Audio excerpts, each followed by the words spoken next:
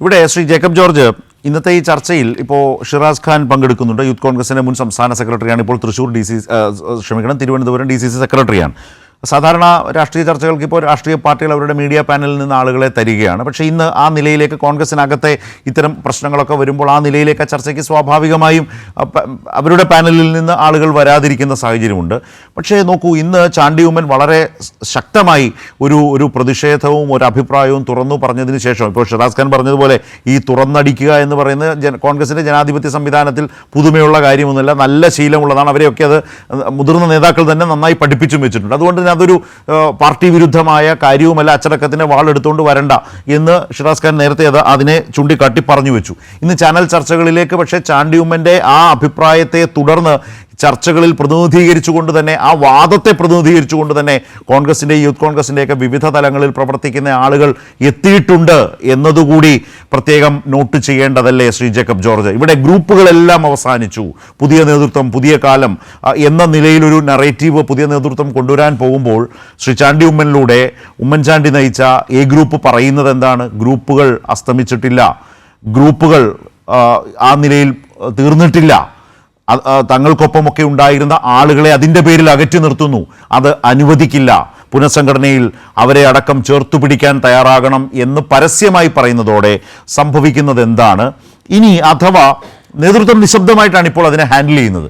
പക്ഷേ ഇപ്പോഴത്തെ സംവിധാനത്തിൽ AI ഗ്രൂപ്പുകൾക്ക് ഏതെങ്കിലും തരത്തിൽ ഇന്ന് ചാണ്ടി ഉമ്മൻ പറഞ്ഞ ഈ വാദത്തെ കൂടുതൽ സജീവമായി മുന്നോട്ട് കൊണ്ടുപോകാൻ കഴിയുമോ? ആ ഒരു ഏകോപനം ഇരു ഗ്രൂപ്പുകൾക്കകത്തുമുണ്ടോ? രണ്ടു ഭാഗവുമായി ബന്ധപ്പെടുത്തി തന്നെയാണ് ഞാൻ ശ്രീ ജേക്കബ് ജോർജിനോട് ചോദിക്കുന്നത്. ശരത്ത് പറയുന്ന അവസാനം പറഞ്ഞ കാര്യം, ഇതെങ്ങനെ മുന്നോട്ട് പോകും എന്നുള്ളതിനെ കുറിച്ച് ഞാൻ പറയുന്നില്ല, അത് നമുക്ക് കാത്തിരുന്ന് കാണാം.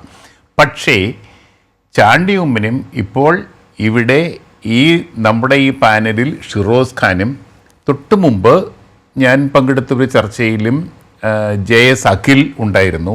അഖിലും ഒക്കെ പറയുന്നത് വളരെ യൂത്ത് കോൺഗ്രസിനകത്ത് നടക്കുന്ന ഒരു ജീർണിച്ച ചില നടപടിക്രമങ്ങളെക്കുറിച്ചാണ്.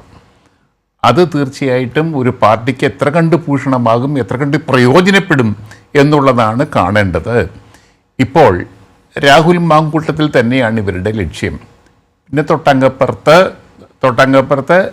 ഷാഫി പറമ്പിലുണ്ട്, അതിന് മേലെ VD സതീശനുമുണ്ട്. ഇപ്പോൾ 1982 ഇരിക്കൂർ മണ്ഡലത്തിൽ പോയി മത്സരിച്ചതാണ് KC ജോസഫ്. പിന്നീട് അദ്ദേഹം അവിടെ തന്നെയാണ് മത്സരിച്ച് ജയിച്ചത്.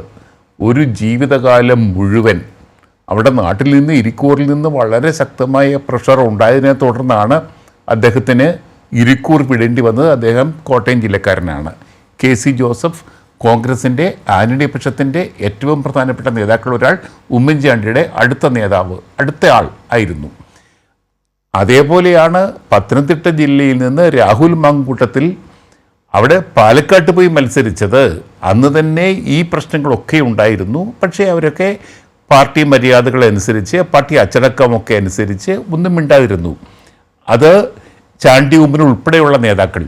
പക്ഷെ ഒന്നോർക്കണം, അവിടെ ഇനിയും നിയമസഭാ തിരഞ്ഞെടുപ്പ് വരും. അവിടെയുള്ള എത്രയോ നേതാക്കൾ, അവിടെ നേതാക്കന്മാരൊന്നും ഇല്ലാഞ്ഞിട്ടല്ലല്ലോ, ആ നേതാക്കളെയൊക്കെ തഴിഞ്ഞ് അവരെയൊക്കെ മാറ്റി നിർത്തിയാണ് രാഹുൽ മാങ്കൂട്ടത്തിലിന് ഷാഫി പറമ്പിൽ മുൻകൈയെടുത്ത് സീറ്റ് കൊടുത്തത്. അതെ, അതെല്ലാം അത് ശരിയായ നിലയിൽ തന്നെ പൂർണ്ണമായി ബോധ്യപ്പെട്ട ചില കാര്യങ്ങളാണ്. ഷാഫിയുടെ താല്പര്യമാണ് രാഹുലിനെ അവിടെ എത്തിച്ചതും മത്സരിപ്പിച്ചതും ഇപ്പോൾ ജയിച്ചതിലുമൊക്കെ ഷാഫിയുടെ റോൾ. ഇവിടെ ഒരു പ്രധാനപ്പെട്ട കാര്യം, ഇന്ന് ചാണ്ടി ഉമ്മൻ മുന്നിട്ടിറങ്ങുമ്പോൾ K സുധാകരനെ കുറ്റപ്പെടുത്താനില്ല എന്ന് വ്യക്തതയോടെ അവതരിപ്പിക്കുന്നു.